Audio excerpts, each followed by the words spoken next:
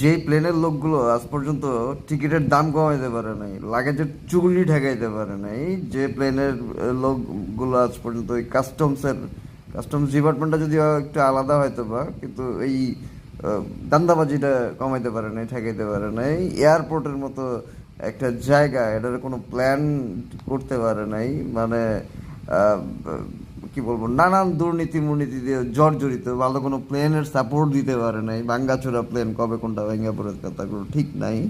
হ্যাঁ, মাইলস্টোনের ঘটনাটার মানে সঠিক কোনো ব্যাখ্যা দিতে পারে নাই, যে প্লেনের লোকজন আজ পর্যন্ত মানে ফেল।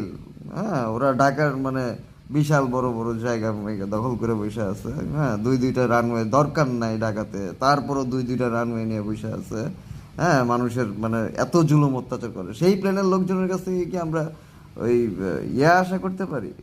ওই খাগড়াছড়ি আর বান্দরবনের মাঝামাঝি পয়েন্টে সীমানা ঘেঁষা একটা এয়ারপোর্ট কি আশা করতে পারি? মানে এটাই আমার জাতির কাছে আমার প্রশ্ন। হ্যাঁ, এটা আশা করা কি অনেক বড় পাপ হয়ে যাবে? এই আশা করলে কি তারা আশাটা পূরণ করবে? হ্যাঁ, আজকে ওই এলাকায় যদি একটা এয়ারপোর্ট থাকতো, একটা এয়ারবেস থাকতো, এই যে পুরান তেজগাঁয়ের যে ইয়েটা, এটা কি লাগে আমাদের খুব বেশি একটা? এটা যে মানে এই মেরামতের কাজ, এই ট্রেনিং ট্রেনিং এর কাজগুলা, হ্যাঁ, আমরা ওই যদি ওই নতুন একটা এয়ারবেস যদি যাই করে ওইখান থেকে করি, মানে যে জায়গায় যুদ্ধ বিমান টিমান সাজায় রেখে দিব আমরা। হ্যাঁ, সো এই টাইপের একটা মানে প্ল্যান কি আমাদের বিমান বাহিনী আমাদেরকে দিবে? জনগণের পালস তো এগুলো, তাই না? আমার দেশের আর্মি কি এই যে কানাডা সাজায় রাখছে, ইউএসএ আমেরিকা সাজায় রাখছে, ঢাকা সিটির মধ্যে আমরা চলাচল করতে পারি না ভাই, সাফোকেট হয়ে যায়, মানে পুরো একদম মানে নিঃশ্বাস নিতে পারি না। হ্যাঁ, মানে একটা রাস্তা পাই না, মানে হাতে গোনা দুইটা রাস্তা দিয়ে রাখছে, তাও চিপা দিয়ে ঢুকে রাখছে, নানান জবাব দিই, তা বেশ ভালো কথা, জবাব দিই তা মানি, আইন মানতে চাই, তাই বলে ঢুকতে দিবেন না ভাই? কত জায়গা আটকায় রাখছেন, আমরা চলতে পারি না। হ্যাঁ, আর দুই চার পাঁচটা রাস্তা আন্ডারগ্রাউন্ড দিতে পারতেন না? পারতেন কিন্তু। হ্যাঁ, আর এদিকে নৌবাহিনীর কথা কি বলবো ভাই? নৌবাহিনীর মানে কোনো দরকার আছে ভাই?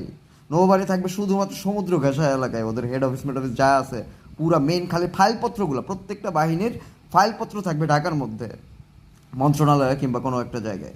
আর বাকি যত বেজ আছে, যত প্রধানমন্ত্রী যা আছে, প্রধান লোকজন যারা আছে, সব যে বসবে ওই সব জায়গার চেম্বারে, তাই না?